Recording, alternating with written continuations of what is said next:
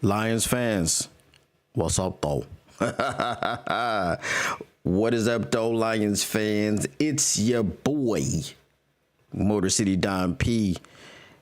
And you know what time it is. When you see me, you know that the Motor City Cats are back at it. Came to give you all them stats and not none of that static. Whatever you do, make sure you keep your Lions and news pragmatic. And we coming in hot today. We got some things that we're going to talk about. And before we talk about those things, there's some other things that we got to address.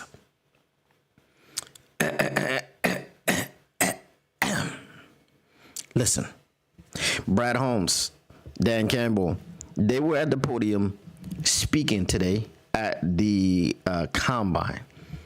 And Brad Holmes said some things about Myles Garrett.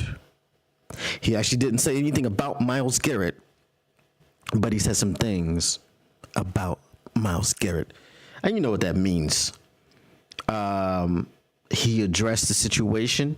Someone asked him about being one premium edge rusher away or something like that. I think that's the term that he used.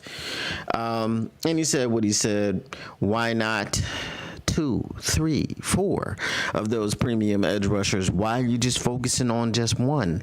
Now, when you say why not 2 or 3 or 4 or whatever, obviously it doesn't mean that you are going to go out and make splashes in the signings. And we got some sound where he was talking about contracts and free agency, and we got some sound from Dan Campbell that we're going to play a little bit later. But obviously you're not going to go out there and trade for or acquire or otherwise acquire 2 or 3 or 4 premium pass rushers. So what does he mean when he says that? What does he mean when he says, why not 2, 3, or 4? Well, I guess what you would think is that he is going to go and draft these people. What up, though, Tactical Sport? And he may go and draft these people. But there's this narrative out here which I would like to debunk because I'm tired of hearing it. There's a narrative out there that I would like to kind of correct. Because a lot of times I feel like people it's like a dog with a bone. Shout out Syndicate. It's like a dog with a bone where you just get on a take, and no matter what you hear that goes against your take, you stay married to the take, like Nick Wright. Nick wrong. Often. Don't be married to the take. Stop marrying these takes, man. You see what happens when you marry these takes. Just ask C. Smith. Pause. Or was that pause? No, that's not a pause. There's something about a pun being intended and having something about, I don't know. Anyway, just ask Steve Smith about what happens when you marry these takes. Here's the thing. The take that I'm tired of hearing is that the Cleveland Browns are not going to trade Myles Garrett to the Detroit Lions for 2 first-round picks because the 2 first-round picks that the Detroit Lions would give them are too low. And it was like, would you rather have the 8th and the 16th, or would you rather have, a 28th and a 32? Because obviously, if the Detroit Lions get Myles Garrett and everyone else on the defense stays largely healthy, we will be the favorites to win the Super Bowl. So I just want anyone who has this take in mind, who believes that the Cleveland Browns would rather get an 8th and a 16th, which no doubt you would rather do that. But please, let's remember why Myles Garrett requested the trade in the first place. He requested the trade because he wants to go and win championships. If you have the 8th overall pick, Myles Garrett does not want to go to your team. If you have the 2nd or the 3rd or the 1st, anywhere in the top 10, really, realistically, anywhere in the top 20. Myles Garrett doesn't want to go to your team. The Cleveland Browns have stood on business, apparently, in their statements. I don't know how true it is when we're talking about what they're actually going to do, but even Andrew Berry said today at the Combine that they're not changing their stance and they're not changing their minds, and they have no intention on trading Myles Garrett. And that's fine, because you have to say that publicly. You have to say that. When you let everybody know that you're trading Myles Garrett, then what happens is that price, yesterday's price, is today's price. Okay? Yesterday's price was cheap, and so is today's price. That's what happens when you let your intentions out there into the ether like that. But when you keep it close to the vest, and when you keep playing coy and acting like you're really not going to trade this man, you're not going to move him, you don't care about his trade request, yada, yada, yada, yada, and somebody comes at you and they're like, yeah, 5 first-round picks, and you be like, where do I sign up? Where do I sign? This is what you're doing. Okay? Because do you really care about those? Do you really care about Myles Garrett, Cleveland, if someone throws 5 first-round picks at you? Now, no one's going to throw 5 first-round picks at you. That's kind of wild. But do you really care?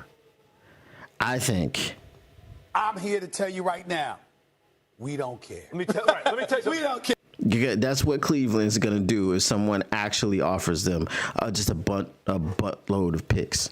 Okay? So a buttload or a boatload, you choose. All right? I got a 99 problems and the pick ain't one. Hit me. Anyway, what up though, Zach J? What up though, J Rod? Zach J says Myles Garrett will hold out until he's traded. Right? I mean, it could get ugly. It could get ugly if you don't just grant that man his wishes. Okay? But again, the point was Myles Garrett is going to be instrumental. He's going to have a say. He's going to have input as to where he goes. He asked the Cleveland Browns to trade him to a contender. Let me say this again for those people that didn't hear. I'm going to say it again for the people in the back, because there are people in the back who are talking on the internet, who are in front of cameras, who have microphones in front of them, right? Who work at networks. And they keep talking the same stuff. Oh, Cleveland's not going to Detroit because that's all I'm hearing. Myles Garrett, one more time. Is this thing on? Myles Garrett wants to go to a contender. Any type of picks that the Cleveland Browns are going to get, it's going to be the low-end type of picks. If you're getting the first-round pick, Cleveland Browns, it's going to be in the range of 28 to 32. So they know that they're getting 2 very low first-round picks, which pretty much equate to very high second-round picks, which you also could take your second-round pick, your number 2 overall pick that you already have, and maybe you use that pick, and then you take the 2 28s or the 128 and 132, right? You take those 2 picks, and then you use them in a package with maybe a second, maybe a third, and then you move back into the top 10, and then you land someone else. That's all you want to do. The Cleveland Browns don't necessarily have to take the 28th overall pick and use it at 28. If they take 2 first-round picks, that doesn't mean they have to use one this year and use one next year. Guess what? If they take a pick from this year and they take a pick from next year, they can package it in a deal to move back up this year. Just because you take a pick from 2026 doesn't mean you have to wait until 2026 to use that pick, because you may use it as a bargaining chip in order to propel yourself back into the top 10. And I keep saying this, do the same thing that the Texans did last year. Okay? Well, not technically last year, but you know what I'm saying. The year that they drafted C.J. Stroud, I remember his name this time, they went right back up to number 3 because they drafted C.J. Stroud at number 2. They went right back up to number 3, and they drafted Will Anderson Jr. out of Alabama. This is what the Cleveland Browns will have the ammunition to do. So if they're asking you for 2 firsts and a third, don't mean they're using those 2 firsts and a third just where they are. I mean, sure, if you go pick number 2 and then you got another first round pick at number 28, sure. But why sit there at number 28? Be aggressive and go back up. Take that haul of picks and get back up to number 3. You understand what I'm saying? Right? I think all of the teams that are in the top 10 this year are pretty bad. I don't think last year, when it was Arizona, because the Texans traded with Arizona. I keep saying last year, but it was the year before last. When the Texans traded with Arizona wasn't that bad. It's just that Kyler Murray was coming off of, like, he had missed most of the season with the torn ACL. So Arizona wasn't going to be horrible. They didn't have the number 3 overall pick because they were a horrible team. No, it's just because their quarterback was injured. I don't think anybody fits that bill this season. So again, people saying that the Cleveland Browns are holding out for high picks, it's not happening. They're not holding out for high picks. They're going to get 2 first rounders. A GM has already said that on the AFC side. He said when he was talking about it working out for the Eagles and the Browns, he said it's going to work out because they're going to get 2 first round picks and the Eagles will get Myles Garrett. And they were connecting the dots because Howie Roseman and Andrew Berry have a previous relationship. Andrew Berry used to work for Howie Roseman. And they keep in contact today and they still have a good relationship. That was the point. The Eagles just won the Super Bowl. And if they got Myles Garrett, they'd be the overwhelming favorite to win the Super Bowl again next year. So now you're looking at 2 number 32 overall picks. And they said 2, right? So now the idea being floated, again, the GM said, and I quote, it'll be a win-win because they'll get 2 first round picks. He said 2. He was talking about trading to the Eagles. He said 2. So now what I'm hearing this morning, and other times I've heard this, well, it'll have to be 3 first round picks because no, you can't get lower than 32. And the GM said they'll get 2 first round picks. Okay, so the narrative doesn't make any sense. Stop doing it. It just sounds dumb. Like, it sounds like the comprehension is off. The reason that Myles Garrett wants to be traded is so he can go to a contender to play in and win Super Bowls. That is it. That is his point. He wrote it in a letter. He said it himself. He's also said that he's not trying to come to a team and break the bank. He said these things personally as a human being. Now, we're trying, for whatever reason, to just add fuel to a fire that's not there. Cleveland's going to hold out. Cleveland's going to hold out for the... No, they're not. They can't. No. Cleveland's not trading Myles Garrett to Tennessee or Chicago or Jacksonville or Las Vegas or any of these teams that are in the top 10. It's not happening. Top 20 is probably not happening. 21 to 32 is the only place that are the only places where you can imagine that Myles Garrett would accept. That's it. Right? That is it. So stop it with this narrative. Also, the other narrative. We're debunking narratives today. Sorry, I'm on a bit of a rant. I'll get to the chat in a second. Okay? I'll get to the chat in a second. But it's Detroit sports media. Some of the fans, listen, Brad Holmes, he's not going to give up no first. He's not going to give up no draft picks. Brad Holmes ain't finna give up no draft. Yes, he is, because he does it every single year. Every draft. He moves around in the draft. He uses picks to do so. He doesn't use players. He doesn't use people. He uses picks. Do we forget that Brad Holmes drafted and then traded back in to the first round, all the way up to number 12, using picks that he got from Matthew Stafford and the Rams? He used picks. He didn't say, well, this is a first round pick from next year, so we got to keep it till no, we don't have to keep it until next year. Just throw it into the package and move back up to number 12 so we can grab J-Mo. We had already drafted, and then he moved back up to number 12 to draft J-Mo. Draft Brad Holmes, or Draft Holmes as I call him, so that wasn't a mistake, moves up every year. He moved up to draft Terrion Arnold. And guess what he had to do with that pick? I think we were pick number 29. We didn't pick at 29. Guess what he did with pick 29? He gave it to the Cowboys so he could move up to pick number 24. And he gave them another pick.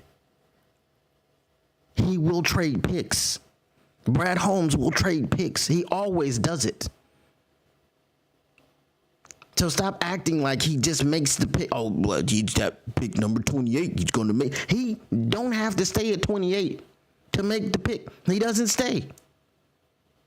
He doesn't. He stayed at number 2. Okay. Where can you go from number 2? You can only go to number 1. And Jacksonville wasn't giving that up. But Jacksonville did the most Jacksonville thing ever and did not draft Hutch. So we didn't even need the number 1. Because he drafted Hutch. He got his guy at number 2. Ran to the podium. Roger Goodell was like, slow down, T-Mobile. You're giving away too fast. If you know, you know. Use the hashtag. Okay? So these narratives, stop them, please. Stop the narrative. Also, one more narrative. Oh, the salary cap. Bruh. The salary cap is going up to 23 to 26 million this year. We're going to listen to Brad Holmes talk about the contracts and things like that a little bit later. But the salary cap this year right now is bumping up 23 to 26 million.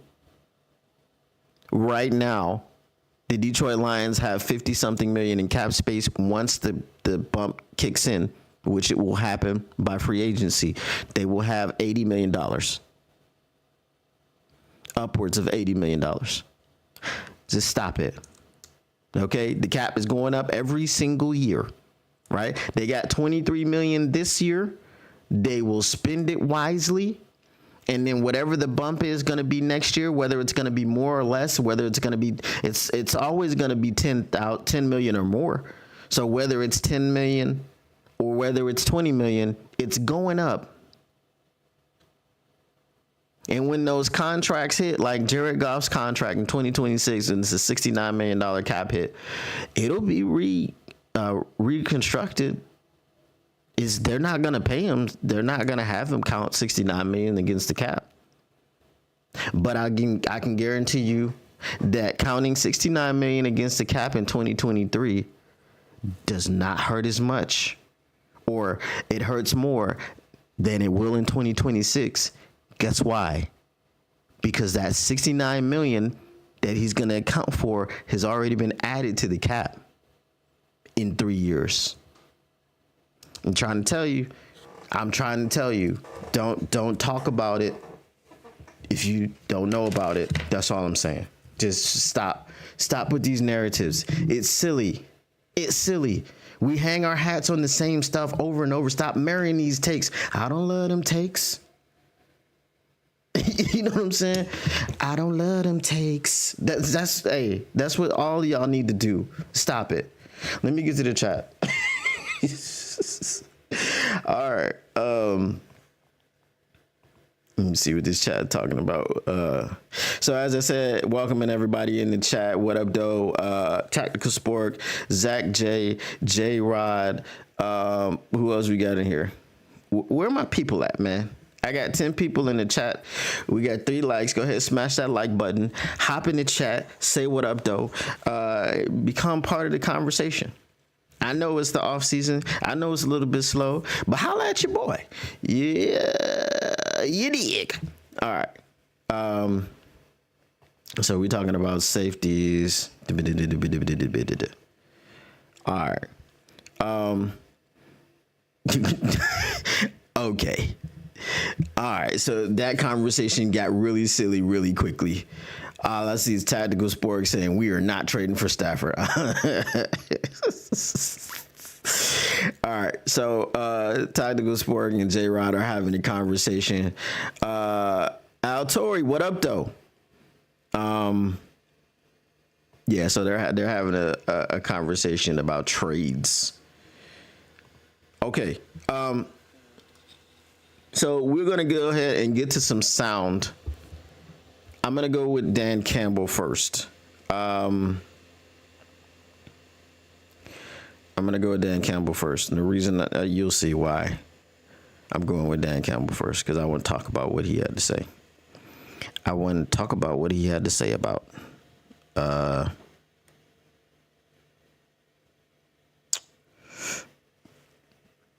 hope this saved where I don't know where that's saved. Hold on 1 second. Oh, that's terrible. That's terrible news. See, what had happened was the way my bank account is set up, I got check-ins and savings. No, I used another timeline, which is saving to another place. So I just have to open the program again just to see where I saved it to. And then I can play it for y'all. So bear with me. What up, though, everybody in the chat? We are going to be talking about some Landon Jackson. We're going to be talking about some Donovan Ezraku. We're going to talk about their pro comps. One of the pro comps I came up with all by myself. The other pro comp I had to go and research it. I had to look it up because one of them just kind of stood out to me and the other one didn't.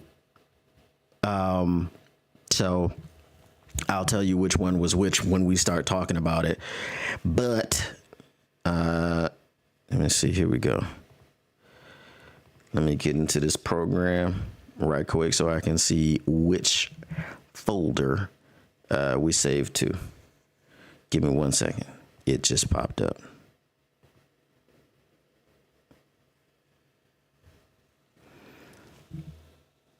All right.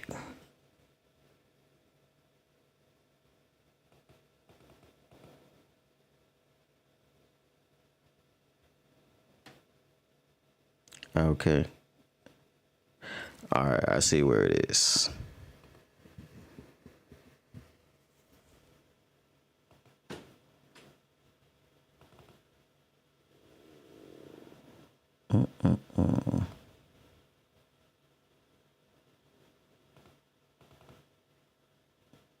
All right. Well, that's crazy because I see where it is, but it is not actually there, which is wild. Anyway, I'll just tell you what Dan Campbell said because for whatever reason, it's not here. And I don't know why it's not here.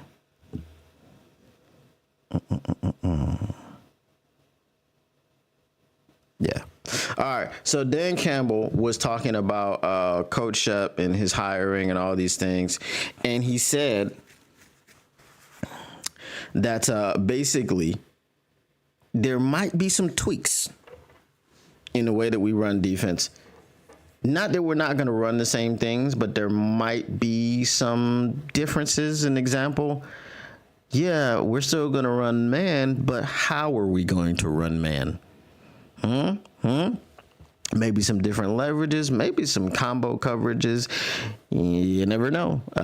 Maybe you're going to be, bump and run coverage. Maybe you're going to play straight press man. Maybe you're whatever the case may be. So there may be some changes in philosophy. And the reason that he said because when you look at AG, right, he starts from the backside in because he was a former defensive back. But when you look at Kelvin Shepherd has that front seven approach, and he's in the middle of the front seven because he's a former linebacker, right? So his approach may look from linebackers back or linebackers forward or front seven or front four back to linebackers back to secondary. So the way that he decides to deploy, largely similar concepts, but different deployment as far as if I'm designing a defense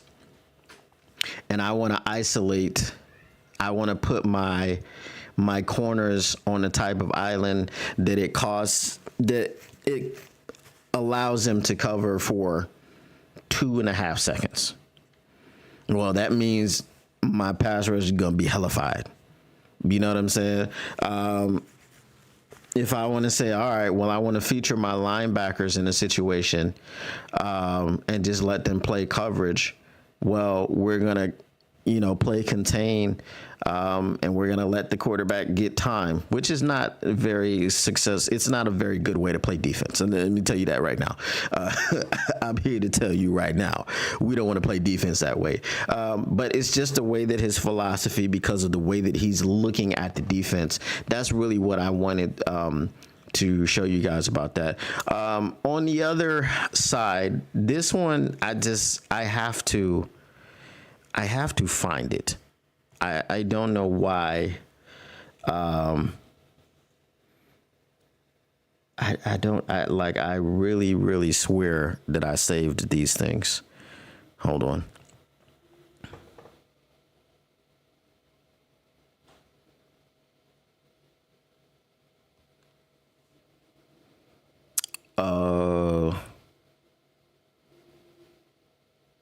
Okay, it did not save where it was supposed to save.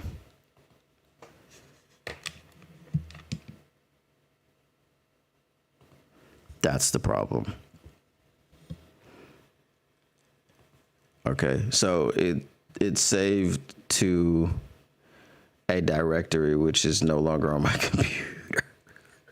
So I have to change the directory. Anyway, what Brad Holmes said, and I'll say this from memory, and then after I talk about this, then we'll go ahead and get to the prospects that you see on the thumbnail. But Brad Holmes basically was talking about identifying he went through draft picks and he said 5 first-round draft picks and then 2 second-round draft picks that you had first-round grades on. So that's really 7 first-round draft picks that you'd like to pay. And then plus you have to look at the non-first-round draft picks like Amon-Ra St. Brown, who has recently been rewarded with his contract and so on and so forth.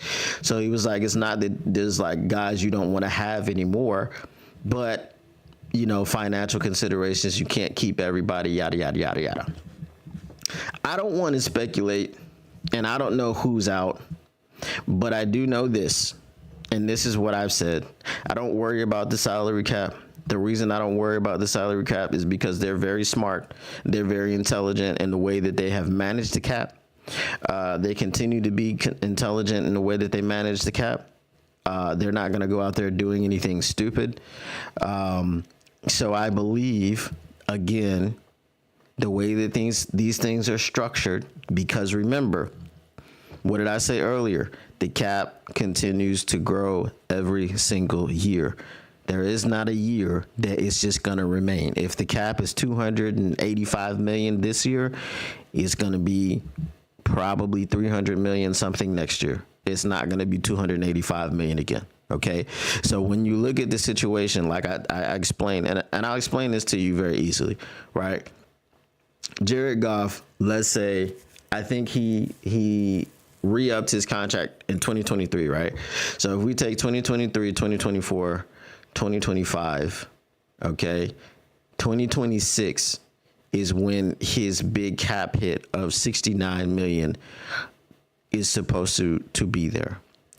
Let's say, for example, when he signed his contract, let's say it went up $15 million that year, the next year, the next year, and the next year. That's 4 years of it going up by 50 or by 15 million. Guess what? His cap hit of 69 million is gonna feel like 9 million against the cap in the way that when he signed it.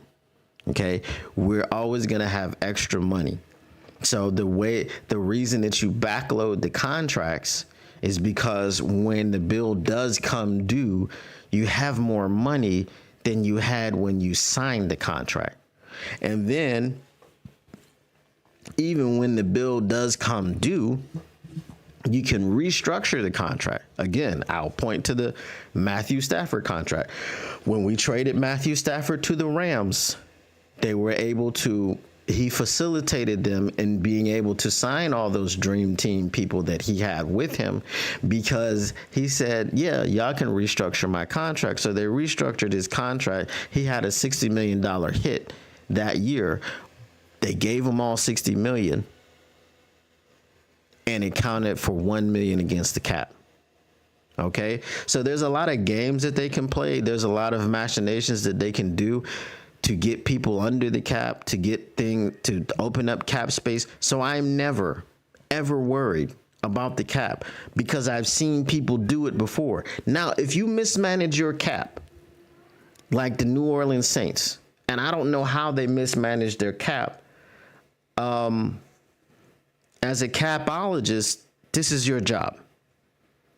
Your job as a capologist is to manage the cap. So you're supposed to be making sure that when you give a person a contract, it is structured in a way that it is going to be team friendly and it is not going to hurt your cap situation.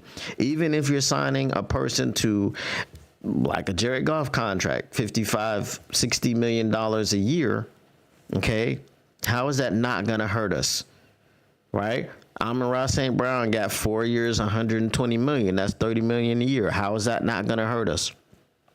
Okay, Penei Sewell is making a lot of money. How's that not going to hurt us? You stagger and you structure in a way that the bill's not going to come due all at once. And even if it does come due all at once, you have the ability to restructure all of them for a significant amount of cap space.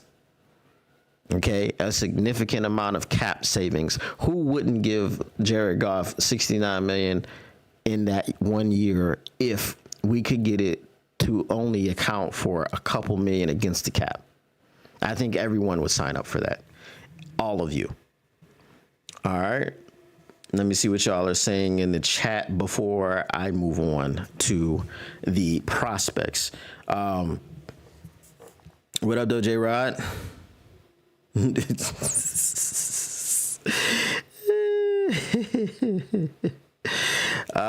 Jack Attack Lions Football says, hey there, everyone. How's it going? Did you guys watch Brad Holmes' press conference today from the NFL Combine?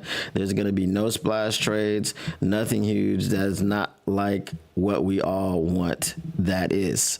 We'll see. We'll see. He did also talk about signing. He was like, $6 to $10 million. That's not like pocket change. We've done that before. I'm like, 6 to 10 million, 6 million for sure for Marcus Davenport was considered by some of you a steal. I didn't consider it a steal. I was just glad we didn't pay him that much. It would have been a steal if he actually was playing for the team. But I, again, was never a person that believed that he was going to be playing for the team.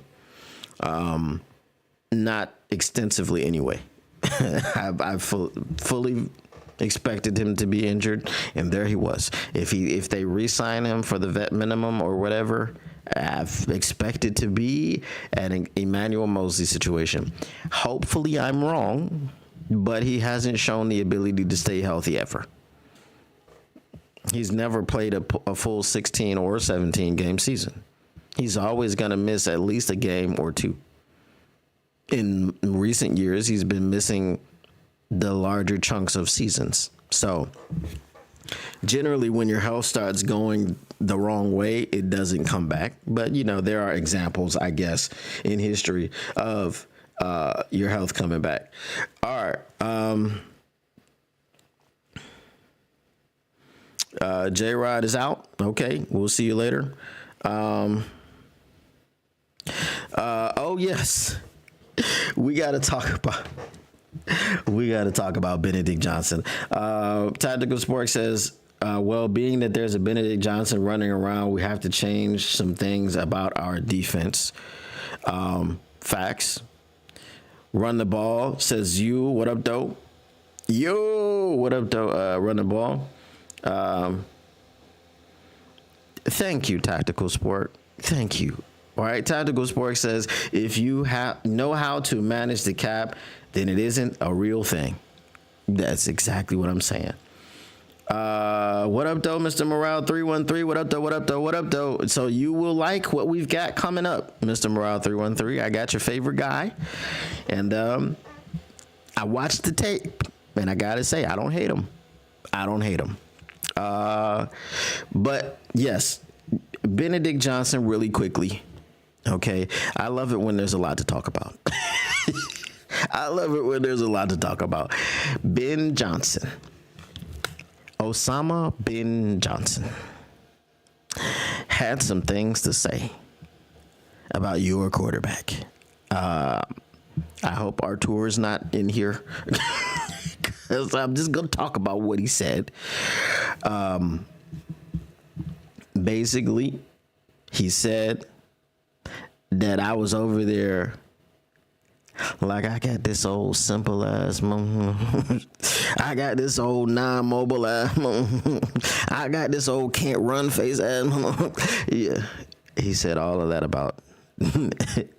He said all that about Jared Goff without saying that about Jared Goff. I hope Jared Goff hates Ben Johnson. I hope Jared Goff takes these comments that he made about Caleb Williams, basically salivating. Basically, he says it makes it move. When I think about Caleb Williams, we're going to go to the nail salon together. We're going to get our nails did. We're going to get our mani-pedis. We're going to get some facials. We're going to do all the things that, the guys do together, guys. We're going to do all that. Because of his athleticism and being off script and being able to make plays off script and being able to run around in the pocket and all these other things, he said he has not had that in his career before. Now he has that. And to go a step further, right, he said, it puts pressure on the defense. Being on the other side of that, you're like, man, that sucks. So he basically was admitting, okay, because Ben Johnson is just this type of person. That's why we call him Osama bin Johnson. He's a traitor. He basically was admitting that while he was over there with Goff, every time they faced a mobile quarterback, he was fantasizing about the mobile quarterback. So that probably, if you go back and look at the games where we're just going 3 and out, you go back the year before last, and we look at our third quarters, just understand Ben Johnson was busy fantasizing about mobile quarterbacks. That's why he couldn't call a game properly. That's why J-Mo was throwing a pass while down 10 in the divisional round of the playoffs against the Commanders, because he was busy fantasizing about Jaden Daniels. He was over there like, man, if I had that, you know what I could do with that? I just need that in my life. I need that type. I ain't got that type of man. I ain't got that type of QB. He was just over there getting lost in the sauce, bro. This is what our offensive coordinator was doing instead of calling a good game. He said, oh, no, not the pedicures. Yes, The Manny Petties. Listen, Ben Johnson, coach of the Chicago Bears. When you say Ben Johnson, I say who? Who's that? I don't know nobody by that name, dog. You know what I'm saying?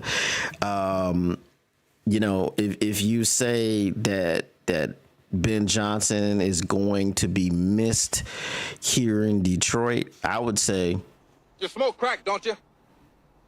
You smoke crack, don't you?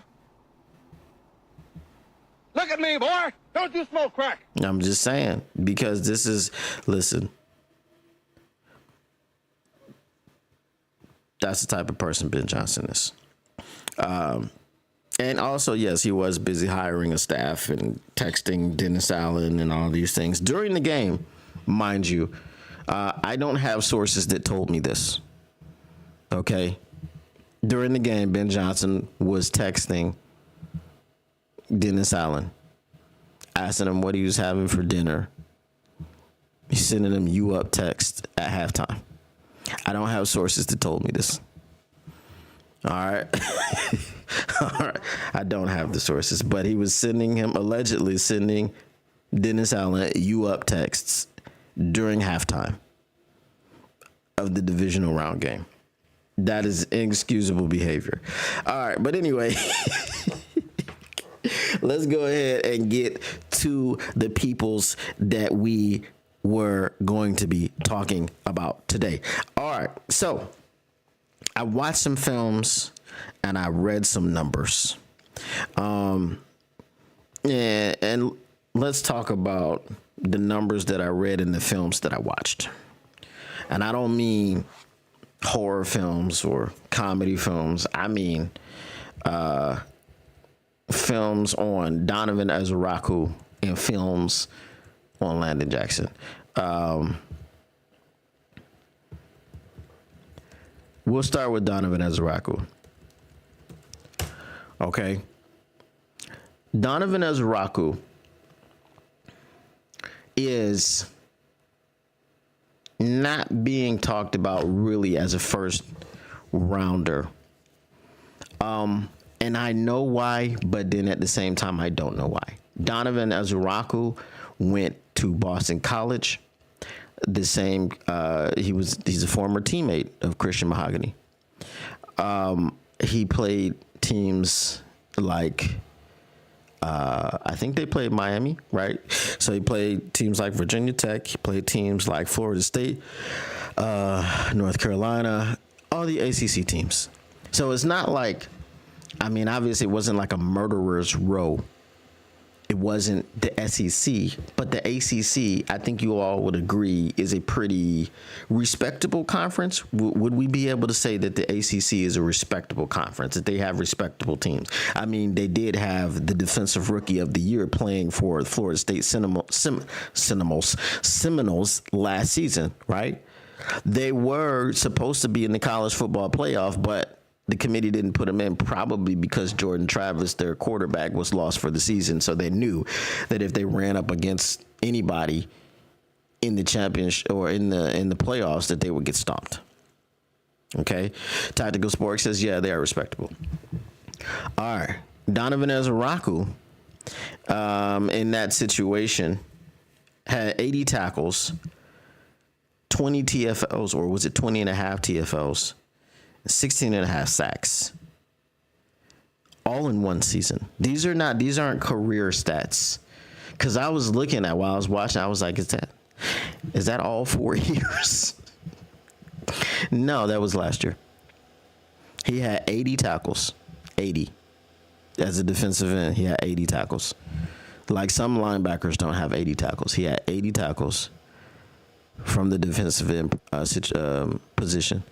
Now, he does do both things, standing up and putting his hand in the ground, but he's mostly just going to rush the passer and play the run. He's not going to drop back into coverage a whole lot and all these things. So he was a primary defensive end, an edge rusher. He had 80 tackles, 20 and a half tackles for loss, 16 and a half sacks in one season. Yeah, he said it wasn't like they were playing Bowling Green. Okay, so he was doing this against competition that we can respect. Okay, everyone is looking at Ashton Genty as this world beater, but again, he played for Boise State, and they were playing teams like Coastal Carolina. Okay, it's not the same as what Barry was doing at Oklahoma State. It's not the same as what Barry's doing. So I'm so glad. And he would have had, and he had more games than Barry. So I'm so glad that he wasn't able to break Barry's record. Because in the bowl game that they played, who did they play against? Penn State or something like that? He wasn't doing the 200, 300 yard a game thing. He wasn't doing that. Not at all. So since he went against, premier competition, you would call it. He went against Abdul Carter and them boys. He didn't do much. And Bowling Green, yes. Okay, Coastal Carolina, Bowling Green, Hawaii, the Rainbow Warriors. But I'm going to tell you why the Detroit Lions won't draft him.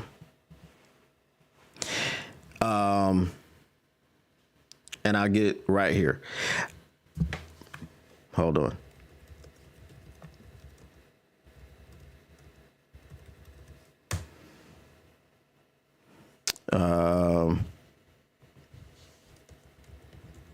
I hate when I put in height and weight and it gives me centimeters and meters. I'm like, bro, I'm not. Okay. All right. Donovan Ezeraku is 6'2", 250. We've seen this type of sack production before. Does anybody remember where we saw this type of sack production before? He had 16 and a half sacks in one season. We actually had a guy that had better production than that, and he was on our team. And no, it was not Matu Betts or Matthew Betts. I think his name was Matthew. Some jackass was running around the internet calling him Matu, trying to sound exotic. There you go, Tactical Sport. He's a little undersized for what the Detroit Lions like. And the guy that was not 6'2", but 6'1", and was not 250, but 248, was a guy named James Houston. And while he had all of that production as a defensive end, they wanted to make him a Sam.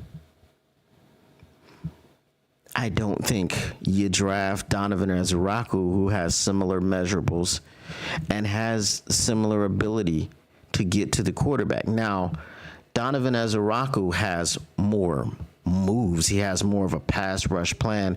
His pass rush plan does not consist of just simply bending the edge using his unnatural bend. I loved James Houston. The way that he burst on the scene, I was one of those people that was a fan of James Houston. I just wanted him to keep getting better and better and keep getting to the quarterback. He could have been a double-digit sack guy every year is what I thought. But for whatever reason, he's in Cleveland right now, toiling in obscurity. I really hope that the Cleveland Browns don't re-sign James Houston so he can catch on with someone else. Anybody but Cleveland, bro. Well, not anybody, but I don't want him in the NFC North, okay? I don't want him having a bone to pick twice a year every time he plays the Lions. However, if he stays in the AC, that'll be great. I mean, play for the Bills or, anybody in the AFC other than the Jaguars and the Browns. I'm like, I hope you go over there and do well, because it's a place where you can actually do well. Because they're actual football organizations. The Cleveland Browns are not an actual football organization. If they are, they're not a serious one. They're not serious. The Jacksonville Jaguars are also not serious. Notice how I said Jaguars and not Wires, because it is Wars. There is no I. It is not Wires, which is how you spell wires. So if you're a person that says Jaguars, ask yourself why you do that. Just ask yourself, because I don't know why you do. It's not the word. It's not. If you want to be technical, it's Jaguar. You know what I'm saying? Jaguar. Really, which is even further from Jaguar. But again, I love James Houston. For whatever reason, they were just concentrating on him being a Sam. Also, Derek Barnes may not be back. So if Derek Barnes is not back, they're going to look to upgrade that Sam situation. Brad Holmes talked about how this draft on the D-line has so much depth. It has more depth than he can remember. So if you've got all of that and you're going to take a guy that, again, like I said, he's a more polished pass rusher than James Houston was. He's got a plan. He's inside, outside. He swipes, he chops, he rips, he spins. He does all the moves that you want to see a pass rusher do, and he's got a plan on how to do them, and it works because he's got 16 and a half sacks, and he was playing against teams like Texas, right? They said he went up against, I forget who his name was. They were like, he went up against like arguably the best left tackle in the nation, and he beat him multiple times for sacks. But I think it's just his size is the reason that the Detroit Lions would not be drafting Donovan Ezuraku. But his the pro comp that I found, and tell me if you guys agree with this or if you disagree. But Trent Cole, y'all remember Trent Cole of the Philadelphia Eagles? That is Donovan Ezuraku's pro comp. For me, I would take a Trent Cole, just like I would take a Donovan Ezuraku. Also, just with some pause, if we're going to talk about him being taken in the second round, I don't think he's there at 60. I think if you're trying to get a Donovan Ezuraku, you got to trade up in the second round to be able to draft him. But remember, as I talked about Dan Campbell saying that there will be tweaks to the defense, that, we're going to look to largely run the same concepts, but tweaks to those concepts. We'll run man, but what kind of man are we going to run? Okay. So having the big 6'6", 290 guy may be preferred, but they may be willing to take a crack at a smaller guy. But I think if you're going to take a crack at Donovan Ezuraku, you're going to have to trade up to get him, because I don't think he's going to last until number 60 overall. The Jaguar soapbox. Yes. Every time I mention them, I will get on this soapbox. It is a soapbox that I have at the ready. I keep the soapbox on deck. I keep it on tuck, as the kids say. I don't know if the kids say that. They used to say that when I was a kid, so it probably doesn't say that anymore. But yes, what do y'all think about Trent Cole? What do y'all think about, would you like to see Donovan Ezuraku on your team?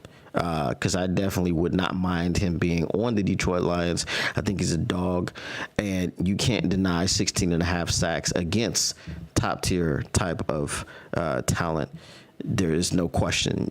He's not playing Coastal Carolina or Bowling Green. He's not, he had 15 sacks against Coastal Carolina and Bowling Green, and then when he played Texas, and when he played Florida State, and then when he played all these other teams, he only had one sack. That's not the case. That's not the case at all. All right. Prospect number 2, Mr. Morale, I hope you're here, because I'm about to say some good things. Landon Jackson is 6'8". I think. Oh, let me get this right for sure. Landon Jackson is 6'7", 280 pounds.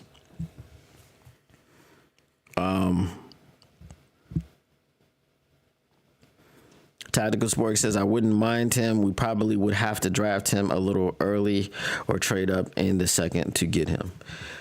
Yeah, my thoughts is I don't want to draft him early. I don't want to overdraft Donovan Ezraku, especially with other people that are probably going to be on the board around that time. Like if it's Jihad Campbell, come on, bro, you got to get him.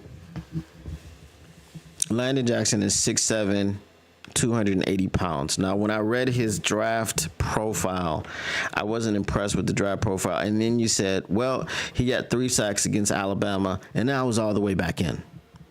I actually watched those 3 sacks against Alabama. They were impressive in the fact that he was able to get to Jalen Milroe and get to kind of around his knees and ankles area before he could escape the pocket. I felt like Jalen Milroe was maybe standing in the pocket too long, but he did get on him so quick that he really didn't have a lot of time to react. So I'm going to say that is advantage Landon Jackson. Landon Jackson has quickness, he has speed, he has power, he has athleticism, he has violent hands. He's got a nice cross chop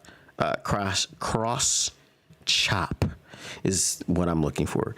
The one thing that I did notice out of him, which I found kind of weird because he's 6'7", 280, he doesn't employ, at least in the film that I watched, he doesn't employ a whole lot of bull rush. He does, engage very quickly with his hands. And this is the thing where when I looked at someone like Princely, I didn't see any hand engagement at all unless it was a last resort. But Landon definitely gets up on you with his hands pretty quickly, which is why I was surprised that I didn't see a whole lot of bull rush. And I just noticed that because he has other moves and he has a pass rush plan. He'll set you up and counter you. You can tell that he works on it, and you can tell that it's something that's in his bag. So without the bull rush being there, I don't know, maybe he doesn't want to kind of fall in love with his power. I don't know, bro, but I feel like he probably should be using more of it.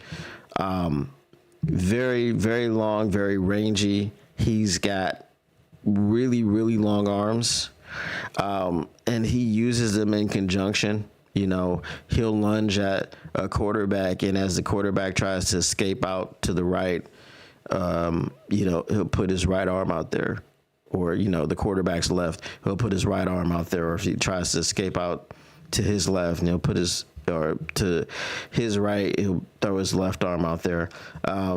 So I feel like very good player, super high motor. Super high motor is something that I noticed about Landon Jackson. He doesn't give up on plays. He's rarely out of position. Very, very smart, very, very intelligent. Now, we talked about Donovan Ezraku dropping back in coverage, and that's probably not something he's going to do. Landon Jackson drops back in coverage. I saw him drop back in coverage and get an interception because he was just reading the quarterback's eyes. He's dropped into his zone and picked him off. He's a defensive end who's 6'7", 280, doing that. Okay? So this is a guy that we'll have to see what happens in the combine. Somebody's going to have a first-round grade on Landon Jackson.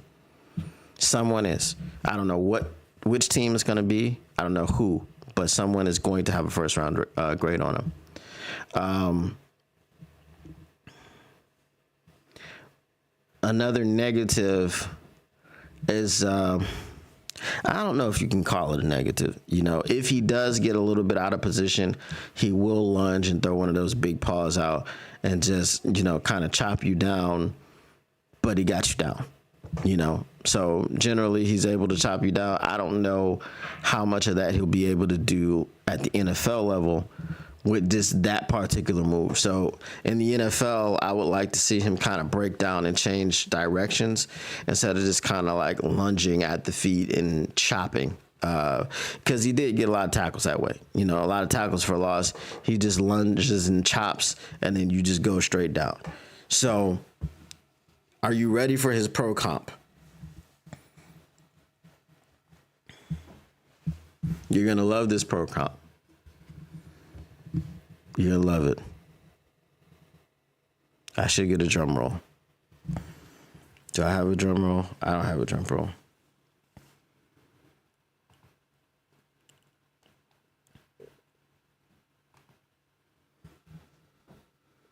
No. No drum roll. But I can tell you this. It's about to go down. Okay. I can tell you that. And I can tell you, if Landon Johnson were to walk through the doors at Allen Park, the expectation would be for him to tell the rest of the NFL, I'm Rick James, bitch. That's what he would be telling the rest of the NFL. Enjoy yourself. All right. I'm not going to say Hutch. I think he doesn't have the, because, you know, when Hutch came into the league, he had the issue with the over pursuits. I don't see that in Landon Jackson. His pro comp is Max Crosby. I was watching him and I was like, you know what? That guy with that motor, his relentlessness, always in the backfield, you know, blowing up runs, sacking the quarterback. I was like, he looks like Max Crosby. This is the one that I had to look up just to confirm what my eyes were telling me. My eyes were telling me you're watching Max Crosby. I needed to make sure. All right. So I looked it up.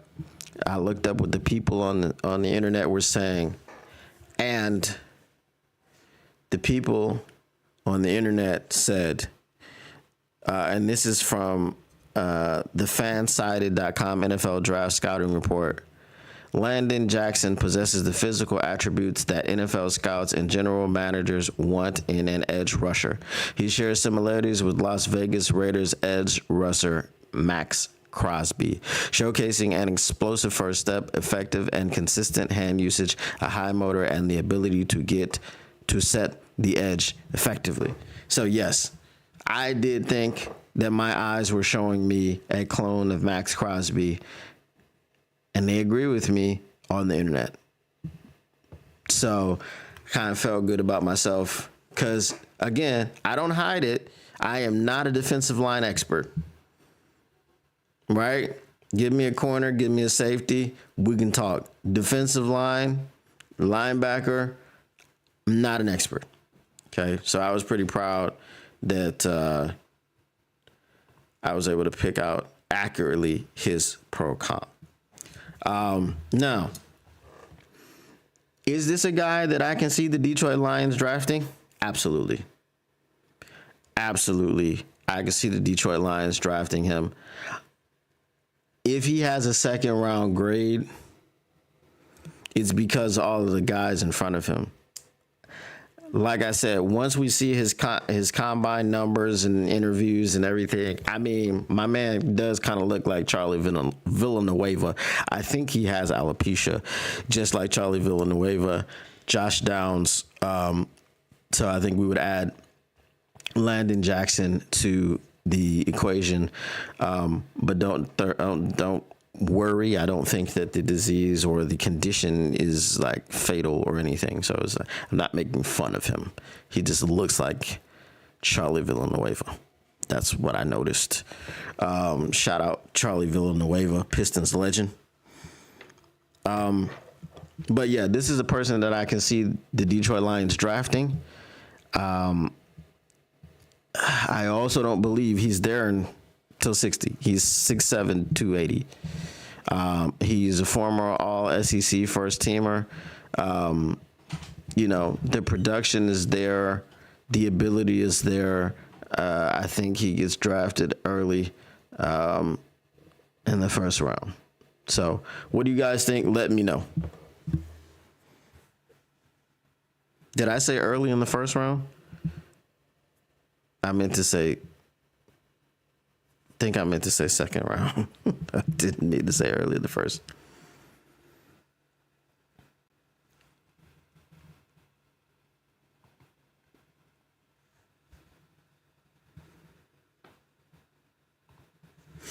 Mr. Morale, man, I hope you're there. I hope you're listening. Because, you know what I'm saying? I said good things about your guy, man.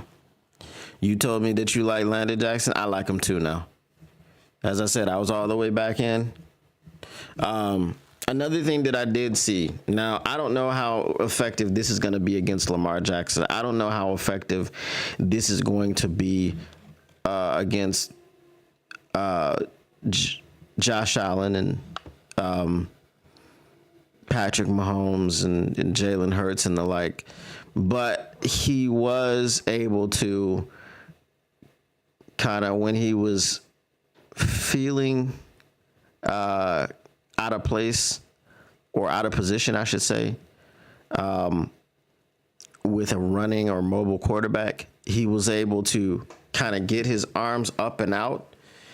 And because they're so long, the quarterback had to kind of like take a back pedal step and try to get away from him. So a lot of times he was successful in making the tackle, but I don't know how well that is going to work against the premier guys in the NFL. So that's something that we'll have to wait and see.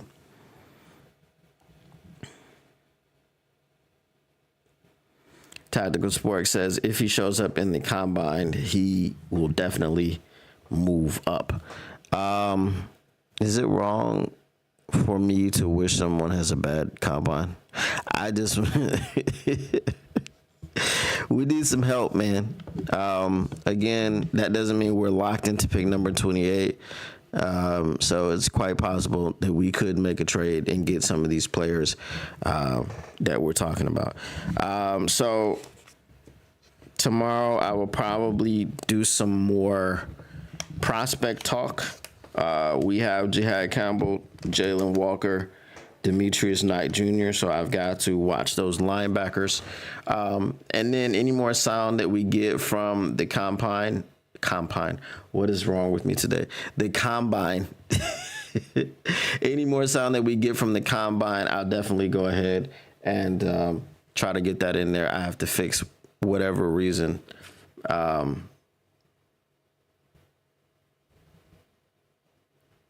Let's see. Yeah. If we get more stuff from the combine, then I'll throw that in there. We'll talk about it. There's a guy out of Arizona State that I want you to take a look at. I can't remember his name right now. I'll look it up. All right, look it up and send it to me. What does he play? Is he a linebacker? Is he a defensive lineman? What is it?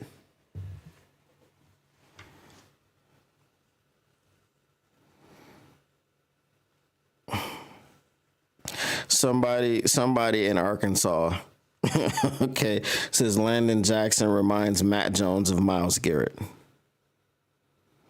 And then it says right under that, Max Crosby is a much better comparison. See? You know what I mean? See, I got it. I nailed it down. He's an edge out of Arizona State.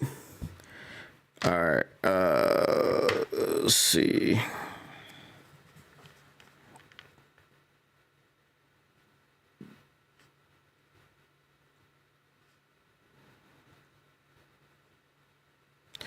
All right, so I put Arizona State edge. So definitely do that. All right, guys. I appreciate you once again for coming through, stopping by, hanging out. Your boy been up since 4 a.m., so I'm going to go ahead and you catch a little wink before I have to get back to work. And also, it is hot in here, so just I think a few more weeks for me of this whatever type of weather it is, but hopefully in a few more weeks it's just mostly cool or cold and I don't have to worry about it. But appreciate y'all once again. Tactical Sport, if you can't find it, just send it to me on the Discord. I'm gonna go ahead and get out of here. Motor City Cats are back at it. We came to give you stats and not static. And whatever you do, make sure you keep your Lions news pragmatic. And if someone just won't keep their Lions news pragmatic, they just want to keep talking to you about being married to the take and loving these takes, you just gotta hit them with the "Oh my God!" You know what I mean? Just "Oh my God!" I told you, stop marrying these takes. Anyway, y'all. That is it for us today. Smash that like button. Make sure you share the stream. Let everybody know, man, what's going on around here. Motor City Cats. We stay back at it every time I get on the screen, and that is going to be it for us. We're out of here. Peace.